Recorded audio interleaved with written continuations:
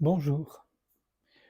Aujourd'hui, je vais lire des extraits d'un livre absolument magnifique, selon moi bien sûr, d'un moine bouddhiste d'origine américaine, mais qui est désormais en Angleterre, un monsieur de 90 ans qui est moine depuis 60 ans. Il a été l'élève d'Ajahn Chah depuis 1966, en Thaïlande d'abord, dans la forêt, dans la tradition des moines de la forêt, ce qui est des conditions plutôt difficiles, hein. Et il y est resté pendant 12 ans avant d'aller dans des monastères, etc. Voilà. Et donc, quand même que je dise comment il s'appelle, lui et son livre, Ajahn Sumedho, L'esprit, réflexion d'un moine bouddhiste sur la vie, c'est le sous-titre. Le titre, c'est L'esprit et la voix, aux éditions Sully, cette excellente maison d'édition pour tout ce qui est Theravada. Donc j'ai choisi des extraits très spécifiques où il est question d'espace essentiellement. Parce que souvent, avec le bouddhisme Theravada, on peut avoir le sentiment qu'on s'en tient à l'observation des phénomènes, qu'ils soient apparemment extérieurs ou apparemment intérieurs, mais aux phénomènes. Or, tout ça ne peut se dérouler qu'au sein de l'espace, le vide, shunyata pour les bouddhistes. En méditation, on est vigilant et attentif. C'est comme écouter, être avec l'instant tel qu'il est, simplement écouter.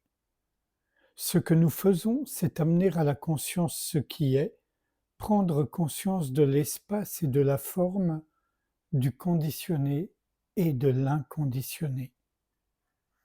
Par exemple, nous pouvons prendre conscience de l'espace dans une pièce.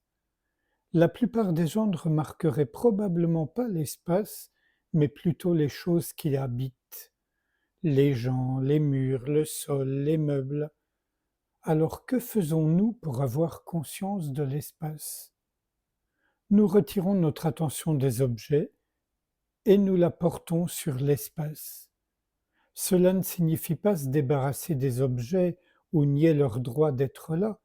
Cela signifie simplement ne pas se concentrer sur eux, ne pas limiter notre attention à passer d'un objet à l'autre. L'espace dans une pièce est paisible. Les objets de la pièce peuvent éveiller intérêt, répulsion ou attirance, mais l'espace, lui, n'a pas ce genre d'attribut. Pourtant, même si l'espace n'attire pas notre attention, nous pouvons en être pleinement conscients. Et nous en devenons conscients quand nous cessons d'être absorbés par les objets de la pièce. L'espace est toujours présent. C'est lui qui nous permet d'être ensemble, à l'intérieur d'une pièce, dans un espace limité par les murs. L'espace est aussi à l'extérieur de la pièce. Il contient l'ensemble du bâtiment, l'ensemble du monde. L'espace n'est donc en aucun cas limité par des objets, il n'est limité par rien. Nous pouvons toujours considérer l'espace comme étant limité dans une pièce, mais en réalité, l'espace est illimité.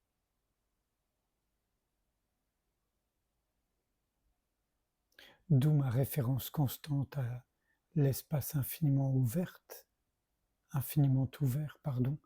à partir duquel on observe, on constate tout ce qui se présente au champ de la conscience, que ça vienne apparemment de l'extérieur ou apparemment de l'intérieur. L'esprit spacieux. Être conscient de l'espace qui entoure les gens et les choses engendre une façon différente de les regarder. Et développer cette vision spacieuse est une façon de s'ouvrir. Quand on a un esprit spacieux, il y a de la place pour tout, alors qu'un esprit étroit n'a de place que pour certaines choses, et dès lors, tout doit être manipulé et contrôlé pour que le reste soit expulsé. La vie avec une vision étroite est répression et étouffement. C'est une lutte qui inclut toujours des tensions parce qu'il faut énormément d'énergie pour garder tout en ordre tout le temps. Si votre vision de la vie est étroite, il faut que le désordre de la vie soit ordonné pour vous, de sorte que vous êtes toujours occupé à manipuler l'esprit, à rejeter certaines choses et à vous accrocher à d'autres. C'est le dukkha de l'ignorance qui vient de ce que l'on ne comprend pas les choses telles qu'elles sont. Petit rappel, dukkha, c'est la souffrance, l'insatisfaction, la frustration. L'esprit spacieux a de la place pour tout. C'est comme l'espace dans une pièce. Il n'est jamais touché par ce qui entre et ce qui sort. En fait, nous disons l'espace dans cette pièce, mais en réalité, c'est la pièce qui est dans l'espace.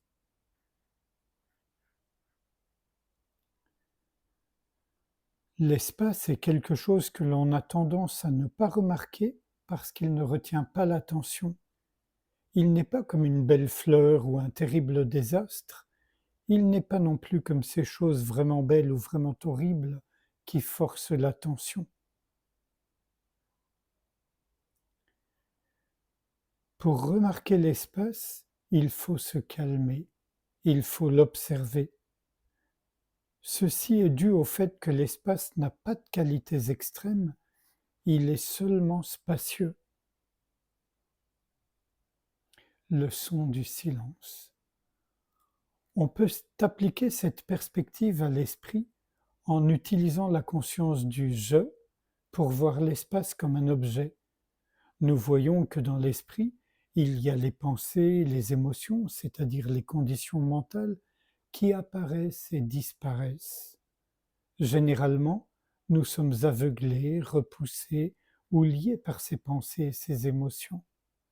Nous passons de l'une à l'autre en réagissant, en contrôlant, en manipulant ou en essayant de nous en débarrasser, de sorte que nous n'avons jamais la moindre perspective pour notre vie, dans notre vie, pardonnez-moi.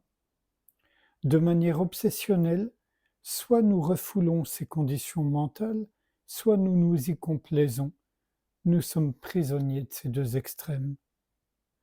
Avec la méditation, nous avons l'occasion d'observer l'esprit. Le silence de l'esprit est comme l'espace dans une pièce. Il est toujours là, mais il est subtil, il ne se fait pas remarquer.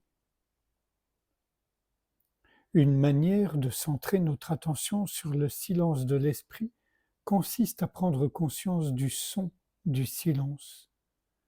Nous pouvons utiliser le son du silence, on pourrait aussi l'appeler son primordial ou son de l'esprit, peu importe, de façon très habile, en y prêtant attention et en l'écoutant. Il a une vibration très haute, presque impossible à décrire. Même si on se bouche les oreilles, si on presse les doigts contre les oreilles ou si on est sous l'eau, on l'entend. C'est un son fondamental qui n'est pas lié aux oreilles puisqu'on entend sa haute fréquence vibrer alors même que les oreilles sont bouchées. En centrant notre attention sur le son du silence pendant un certain temps, nous commençons vraiment à le connaître. J'aimerais vraiment que vous approfondissiez ce moyen de connaissance pour que vous sentiez comment lâcher les choses au lieu de vous contenter de l'idée qu'il faudrait les laisser partir. L'espace autour des pensées. Prenez cette simple phrase « je suis » et commencez à prendre conscience, à observer et à réfléchir à l'espace autour de ces mots. Au lieu de chercher autre chose, maintenez votre attention sur l'espace autour de ces mots. Regardez la pensée elle-même. Examinez-la vraiment et approfondissez-la. Habituellement, vous ne pouvez pas vous observer en train de penser parce que dès que vous remarquez que vous pensez, la pensée s'arrête. Par exemple, vous pouvez être en train de vous faire du souci et de vous dire: «Je me demande si cela va arriver. Que se passera-t-il si ça arrive? Oh, je suis en train de penser» et la pensée s'arrête. Pour examiner le processus de la pensée, pensez délibérément à quelque chose. Prenez une pensée toute simple comme «Je suis un être humain» et contentez-vous de l'observer. Si vous regardez le début, vous voyez que juste avant de dire «je», il y a une sorte d'espace vide. Ensuite, si vous pensez dans votre esprit «je suis un être humain», vous verrez de l'espace entre les mots. Dans cette situation, nous n'observons pas la pensée pour savoir si nous avons des pensées intelligentes ou stupides. Nous laissons monter une pensée délibérément pour prendre conscience de l'espace qui existe autour de chaque pensée. De cette façon, nous commençons à avoir une perspective sur la nature impermanente de la pensée.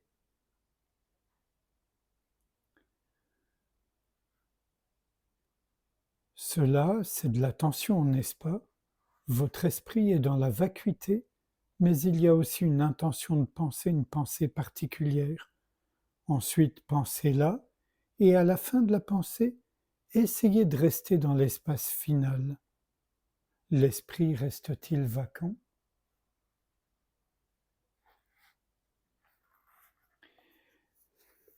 Et un tout dernier extrait sur la seule véritable certitude. Il nous faut accepter les limites liées au fait que nous soyons nés dans un corps. Il nous faut supporter l'apparente séparation que cela procure, de même que le sentiment d'être sans cesse attiré par les objets des sens. Cela fait simplement partie du karma de la naissance. Kama, c'est en pali, le karma en sanskrit. Ce corps étant né, il en est ainsi. Mais nous ne le jugeons pas en disant qu'il devrait être comme ceci ou comme cela, et nous ne nous l'approprions pas, nous nous contentons d'observer. Cela nécessite de l'attention, cette capacité à observer avec un esprit ouvert pour voir ce qui est réellement.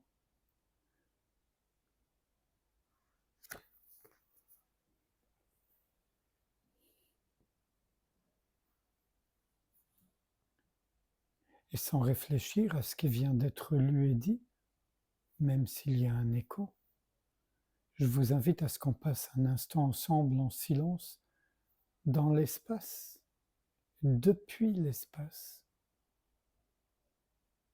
sans rien faire pour ou contre quoi que ce soit, juste être ouverture.